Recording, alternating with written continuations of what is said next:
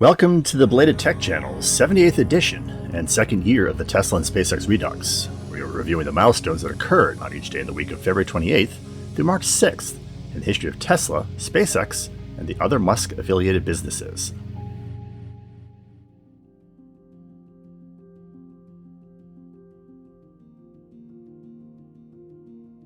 February 28th, 2020, Elon Musk predicted near this date that, quote, "The fighter jet era has passed. Drone warfare is where the future will be. It's not that I want the future to be, it's just this is what the future will be. The Joint Strike Fighter should be complemented by a drone fighter plane that's remote controlled by a human." Musk made the comments at a fireside chat with U.S. Air Force Lieutenant General John Thompson at the Air Warfare Symposium in Orlando, Florida, and later refined his views on Twitter. Musk also predicted that the United States was at risk of falling behind other nations if it did not prioritize innovation. He said, quote, "This is not something that was a risk in times past, but is a risk now. I have zero doubt that if the United States doesn't seek innovation in space, it will be second in space. For example, the Chinese economy is probably going to be at least twice as big as the United States' economy, maybe 3 times. The foundation of war is economics. If you have half the resources of the counterparty, then you better be real innovative. If you're not innovative, you're going to lose."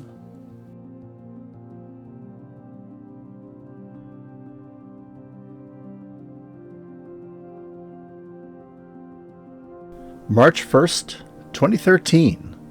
The CRS-2 resupply mission was lifted to the ISS by a SpaceX Falcon 9 1.0 rocket, booster 1007, from the Cape Canaveral Air Force Station's Launch Complex 40 on this date. No attempt was made to recover the booster. It was the last launch of the original Falcon 9 1.0 launch vehicle, the first use of the unpressurized trunk section of a Dragon freighter. A booster landing was not attempted until January 2015 and was not successful until December of 2015.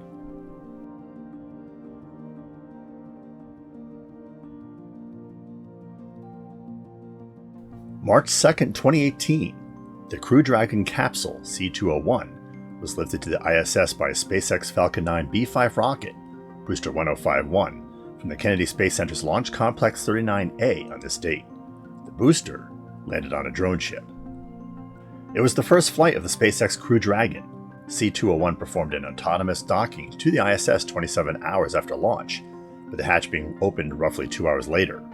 The vehicle spent nearly a week docked to the ISS to test critical functions. It undocked a week later, on March 8, 2019, and splashed down 6 hours after that. Enjoying our content? We issue new videos every week, so be sure to subscribe so you stay current. Subscribing is free, and we encourage you to browse our 350-plus video library, where you can find more milestones installments for every day of the year, as well as tech documentary segments, current events in space exploration, science and technology, gameplay recordings, reviews of tools and equipment, and reviews of small electronics and appliances. Each video is tagged with an alphanumeric indicator in the title, so searches for particular segments are quick and easy.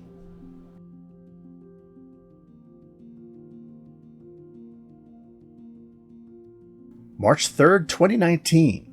Elon Musk tweeted on this date that the Model Y unveil event was going to occur on March 14th at the LA Design Studio. He said, quote, "The Model Y, being an SUV, is about 10% bigger than the Model 3, so will cost about 10% more and have slightly less range for the same battery.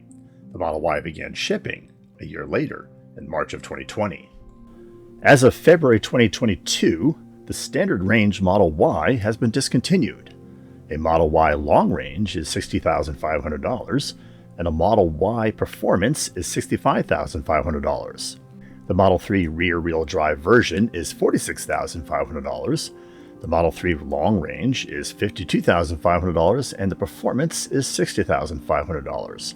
This means the latest base Model 3 is significantly more than the original $35,000 target price, and the base Model Y is significantly more than the original $38,500 target price. In 2021, Tesla delivered 911,200 Model 3s and Model Ys, more than twice the number delivered in 2020. The company does not break out figures for each model. For comparison, Tesla delivered 25,000 Model S's and Model X's in 2021.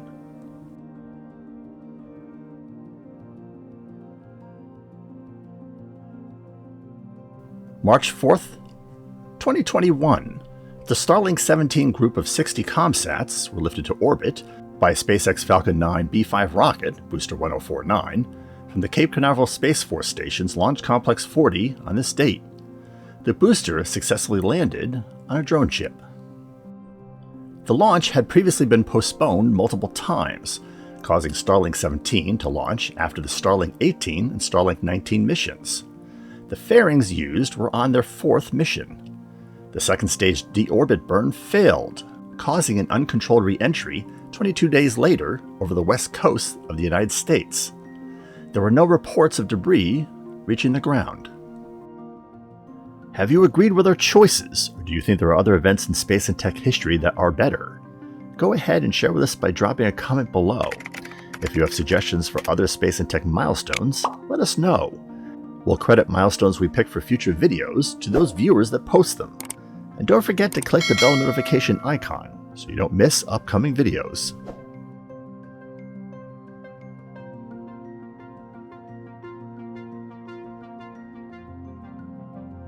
March 5th, 2014. Musk testified before the Senate Appropriations Subcommittee on Defense on this date. He said, quote, "I think the logical thing to do is to have a fixed price competition for the basic vehicle," referring to the rocket itself, claiming SpaceX could save taxpayers an estimated $11.6 billion in rocket launch costs. If the Air Force had a unique national security need, Musk said, quote, "just that incremental piece should be cost plus."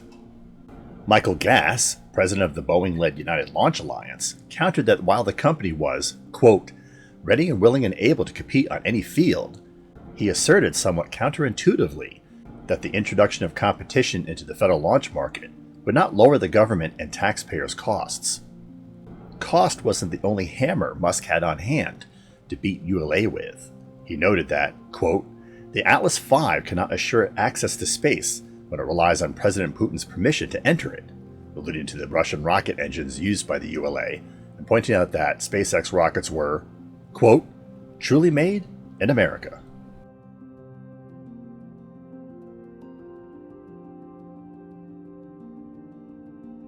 March 6, 2018, the Hispasat 30W-6 satellite was lifted to orbit by SpaceX Falcon 9 B4 rocket, booster 1044, from the Cape Canaveral Air Force Station's Launch Complex 40 on this date.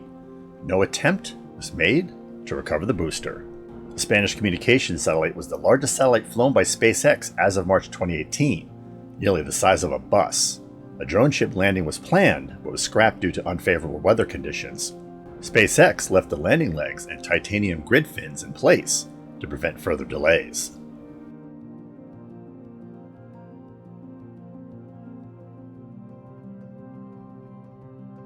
On February 26, 2022, Elon Musk agreed to activate Starlink coverage for Ukraine after seeing a tweet from Vice Prime Minister of Ukraine, Mikhailo Fedorov, requesting Starlink access to help solve communications blackouts caused by the Russian Federation military.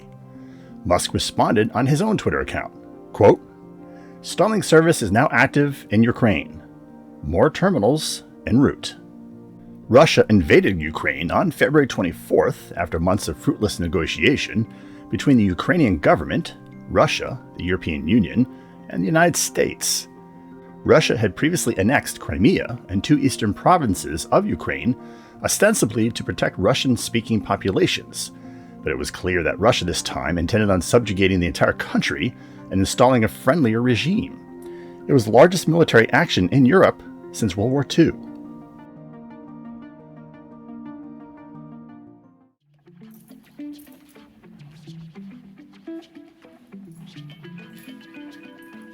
We hope you enjoyed this 78th episode of Belated Tech's Tesla and SpaceX Redux.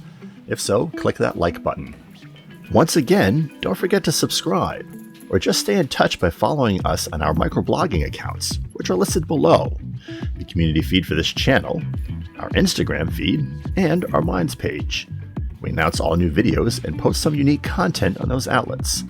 And if you prefer an alternative video distribution source, consider visiting our channel on Rumble. Thanks for watching.